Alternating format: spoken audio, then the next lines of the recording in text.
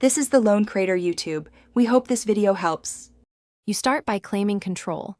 Set your current Wi-Fi as a metered connection so Windows treats data as scarce and defers non-essential downloads. Next, open Settings, Network and Internet, then Data Usage to see which adapter and apps consume the most bytes. This tells you where to act.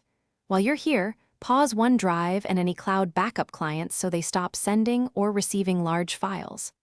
Once done, you'll have immediate relief and a data map to prioritize fixes. Now you tighten which processes may use data.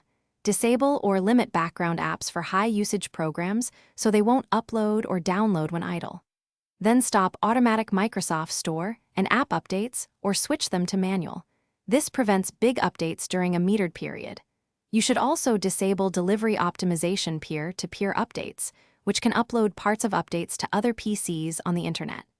Make these changes, then reboot if prompted to ensure the OS applies. Finish by monitoring live usage. Open Task Manager or Resource Monitor and watch which processes still send or receive significant data so you can act on them specifically. If a particular app misbehaves, create an outbound firewall rule to block its network access until you fix settings or update the app.